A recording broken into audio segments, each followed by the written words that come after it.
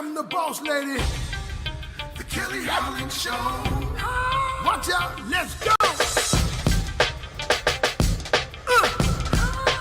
Here come the boss lady, the Kelly Holland Show. Let's drop it. Here come the boss lady, the Kelly Holland Show. Come on. She gonna get it right. Research all about your life. Her info's always tight. Talking just to get inside. Gospel talking, Bible walking, wanna help you see. Faith is calling and she's walking with the victory. The king is on her side and she never quits. Put you on the show and you reminisce. Creative to the point where she's making hits. Business savvy is a Kelly. Are you kidding this? The Kelly Holland Show. I'm liking this. The Kelly Holland Show. Come on, y'all.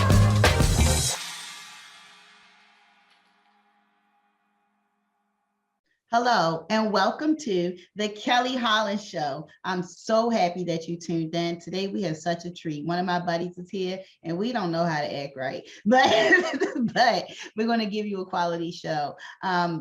Listeners and viewers, please help me welcome Dr. Eric Holmes. Hey, sir. How are you, Kelly? It's always a pleasure, always an honor, to share with you. I'm super excited, humble, and I'm so excited for your new journey and what you're doing. So, and you look amazing. Thank you. So I'm just looking forward for this time of sharing. Thank you for the honor, the privilege, and it's always such a joy to be in your company. Thank you so much. I appreciate the warm welcome. Please let our viewers know, who are you? Dr. Eric Holmes, who are you? What it is that you do? This takes me back to the taping we did for Who I Am, the docuseries, where I sat to my big brother Batman, and we went through, this interview process. I am originally from Harrisburg, Pennsylvania, born and raised, come from a family of 8. Went to school, went to college, worked there, and then... Pause. A family of who? 8. Okay, so it was 10 people in that house. Well, I was next to the youngest. I was number 7. And so, but a time that, some of them had moved out, but growing up, it was, I had 5 brothers and 2 sisters. Wow. Wow, big family. Okay, I'm sorry to cut in. I was just amazed. Like, how many? Yeah. And so, came from, a family of 8, close family, born and raised in PA, moved to Maryland almost 30 years ago and began a career at Johns Hopkins, joined the phenomenal church here, Bethel Temple Church, and just began a journey, as an author, as an entrepreneur, but the in-between things that we experience in, moving to a whole nother state, moving to look for a new career. And so always been one of those go-getters, working hard, going to school, trying to be the best that I can be. And so people see us now, but there was a process, there was preparation, there was process of who we are, yet of who we are becoming. And so, I just tell most people, I'm just an humble servant who said yes, had to go through process, preparation, to where I am, yet to where I'm going. Amen to that, and such humble beginnings. And I'm so glad that you put God first, as well as your trust in him. And then you've reached so many mountaintops. Like, congratulations to you, brother. Please let us know, how is it being a Black person that is professional, successful, and seeing the racial distress going on throughout our communities and others. What type of initiatives has that motivated you to maybe come up with, or any ideas or groups that you may have already started in? One of the things is we are royalty. You got to know who you are, got to know whose you are. One, always keeping God first, but knowing that the family structure and culture that we come from has always been strong, been strength to us, no matter what we had to deal with. They Agreed. taught us to survive. They taught us to endure. And so the thing about it is now when we see so many different things, even at my workplace, I'm on a diversity committee. Mhm. And when before COVID, I was in the community, a lot of community events at the library, doing a lot of teachings and workshops and book signings and all of that. So giving back in the community and helping even the younger generation, you know, giving them wisdom, sharing the knowledge of what we experience so they don't have to, but learn from it. And so, Exactly. you know, allowing them to know we are powerful, you know, we are authentic, you know, we are strong, you know, and making sure they remember who they are so we can continue to be effective and make an impact in our community, in our culture, you I know. I agree. And it's very difficult for these these young brown boys and girls to learn their identity because so much of their history has been whitewashed. And we've been lied to and we've been told that this is the way when this was never the way. But the research is there for us to go back and to find or to identify our roots, right? But at the same time, are the resources there to help us to identify our roots? And so that loss of identity comes in, and then they latch on to whatever's on the media, right? That he who controls the media controls the masses, and so media is where it's become, I would say, the brainwashing tunnel, where so many people kind of walk into because they think it's a norm. How do you combat that within your community? How do you help people know who they are? One, you really have to, one, give structure, knowledge, clarity. Mhm. You have to allow them to see things from a different perspective, but you got to give them the culture. You got to give them history. You got to be able to sit down and be transparent and Mhm. help them and have a good listening ear, you know, so you can hear them, hear their heart, see where they are, yet so you'll know how to direct them of where to go. Yeah. But give them facts, give them truth, you know, give them experiences that you had to experience. And so give them all of this so they'll know, you know, it's more to it than doing XYZ. It's more to it than on the corner. It's more to it. Yes, we've done this. And a lot of times because there is no transparency, because there is no giving the truth and facts, or even as, you know, that saying we said what stays in, you know, what's in the home stays in the home and all that. No, you got to be transparent. You got to give people, Absolutely. because what you do is hinder. What you do is cause things for people not to really see what things really are. And so when you condition their minds and their Come on. thinking one way, Uh-huh. now they don't know the good way. They don't know another way. And so we cannot use those. What that don't work no more. We got to That be gotta transparent. receive. We got to give Exactly. them truth. You are absolutely right. I couldn't agree more. And so that's why we do projects under my life coaching. We do projects for men and women, definitely the at-risk youth and adults. And we try to teach financial literacy, workforce development, and also some life coaching. You know, that's the time that people are able to pour in and let us know how they even got to this point and what we can do to change it, what norms are very much not norms at all, but they're just like you said, that these adopted behaviors. Dr. Holmes, you've mentioned that your workplace, the infamous Johns Hopkins Hospital, has started a diversity committee. So many Fortune 500 companies and beyond have began to introduce diversity teams within the last 5 years or so. Do you think this is the corporate way of acknowledging or you know, is it a joke? Well, it isn't, because we actually have an entire department. We have a phenomenal VP, Dr. Golden, who heads up the diversity department. So, and even within different areas, we have diversity, you know, committees, teams. But you have to recognize it, one, because it's real. it's here and it's not going, whatever the diversity is, whether we're dealing with social injustice, whether we're dealing, last month they celebrated Pride and so many different diversities, that you have to bring this to the forefront. You have to talk about it. You just can't sweep stuff under the rug, because it's being brought to the forefront. It's being brought in the news. It's being brought, on social media, in articles. And so now what we do, we've got to play our part. We got to do our part so we can help those. Exactly. Audience, I love speaking to other community leaders, servant leaders, because you always get to understand their passion and why they do what they do for the community.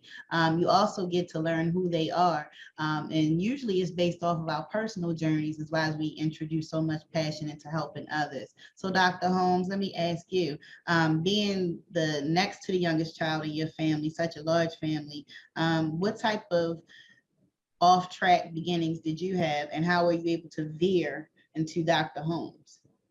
One of the things is, one, being next to the youngest, I was spoiled. So a lot that my brothers and them and my sisters and them didn't get away with, I did. And so being spoiled, and then but it also seems that you have a sense of entitlement, because I was giving a lot, but however, still taught the principles of working hard, going to school. And even though with some of the things, like I used to, most people, they laugh about it when I tell them, but my class, the people that I graduated with, which now we just celebrated 35 years for the Harrisburg High class of 86, I threw the baddest like skip day parties. I threw like the baddest parties, like period, in PA.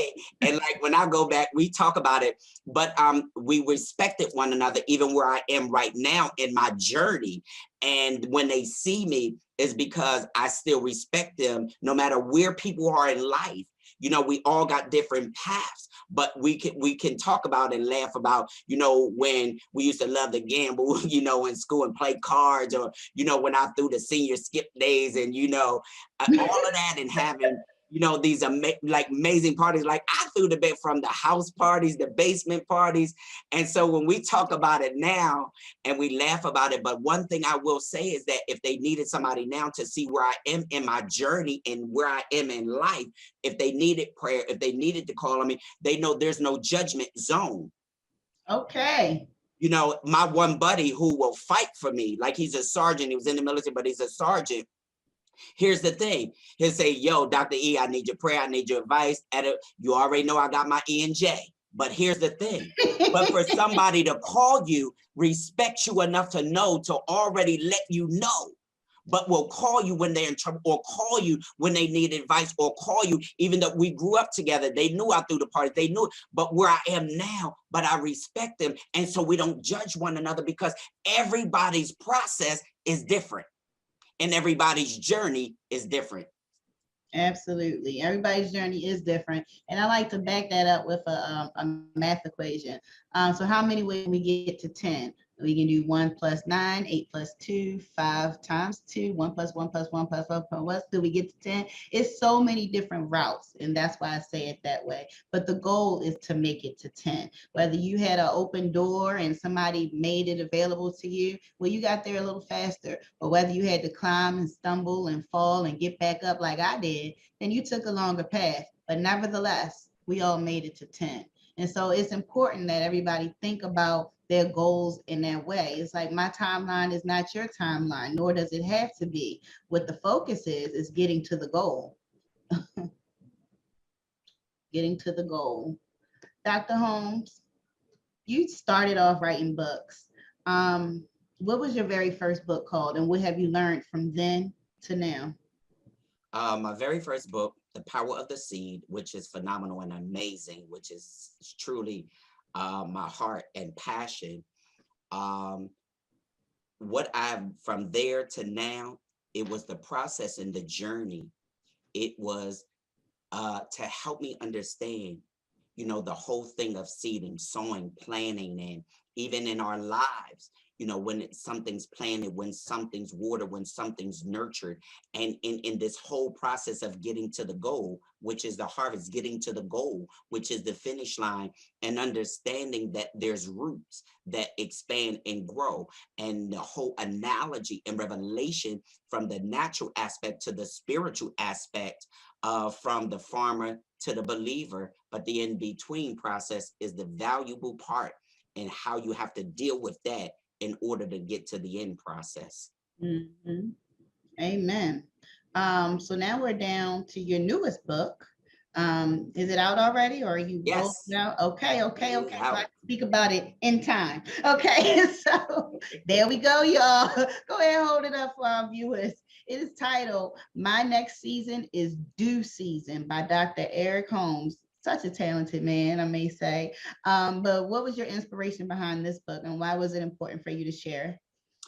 It's amazing because when I did the power of the seed, not knowing that God gave me my next season is due season, but it wasn't until 5 years later that He gave me that it was processed and the revelation of it, but He tied it in when He gave me that. But it helps you even a spin off from that as it shifts into the process, the preparation of getting from one season to the next, and that we cannot skip seasons, that we must endure the season that we're in order to get to the next season. But there again, there's something in the middle of the process I must do, and how we handle the middle process is going to determine the outcome. So there's process and preparation and order. But here's the thing, you must endure one season to get to the next, even though Amen. it seems like we're in summer, but yet we just came through spring. I can't jump the fall without going through summer.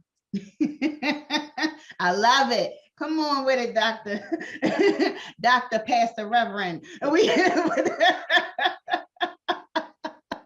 I love it. I love it. I love it. We're nearing the end of the show. I knew this was going to happen. I knew we would get into it. It just feel like regular and old friends. And then boom, we ran out of time. We definitely are going to need a part two just to make this work. I'm requesting it right now from my producers, because there's so much more that Dr. Holmes can share, and there's so much more that he can give out, and there's so much more that you can buy from him as well. Dr. Holmes, please let our viewers know where they can find your newest project, and any other projects that you have out, and any dates that they should be aware of. This is your time to plug away. Well, thank you once again, Kelly. I'm so amazed, so honored. Thank you, Batman and Positive Power, where you feel the power. This amazing show and your new journey. On Amazon, Barnes and Nobles, you can find those, or message me, social media, and reach out to me. But or in the libraries, you can find them in the libraries. And so I'm super excited about that because I just got notification. Not only that, it's on the shelf too with Amen. Jakes and Tony Evans. And so here's the thing: is that I have Soulful Prayer Volume 1, Volume 1, Volume 2, Soulful Affirmations, which we just released, that I'm a co-author, and in a few weeks will be the release of another book I co-authored, Leaders Embracing New Direction, which is a diversity of leaders and authors across the country. So when we talk about diversity, this entire project is full of diversity. Amen. Amen to that. Please share your social media platforms. You went through it really quick, but I don't think you let the listeners know which social media tag to address to get to you. Uh, Facebook, Eric Holmes; Twitter, Dr. E; Instagram, Dr._E_Holmes_, or LinkedIn, Eric Holmes. You can reach me on all of those, or if you just happen to go on Amazon, pull up my books, my whole bio, my email, and all that information is in there. Or if you happen to go in the library, you can pull one of my books from the library and reach me. We need to get you a website. Just one home place with all your links. We need to get you a website because you have too much to share. And I know you're keeping it all up in your head. And so let's let this technology work for us. We need to get okay, viewers, we need to sponsor Dr. Holmes, Dr. Eric Holmes, a website. So from my mouth to God's ears, make it so that he can do this and it be sponsored and protected. Amen. But thank you again for joining us. It's been a pleasure to have had you here, Dr. Holmes. I'm so sorry we have to end right now, but I hope you can come back again. I will be honored, humbled, Whatever date you want me come back, for you, Kelly, I will. And I appreciate you. I'm super excited what you're doing, your new journey, your new Thank chapter. you. It's going to be successful. And I'm telling you, they're going to be trying to get on your show. I know that's right. Yes, Jesus. Let's make this work. Thank you, viewers, for tuning in. It has been a pleasure to be with Dr. Eric Holmes today. Hopefully, we will be able to record some new stuff for you in the near future. Thank you, Batman, our producer. You've heard his name a lot. He is the glue behind all of this. And thank you, viewers, for tuning in. And never forget to tap back into your unspeakable joy.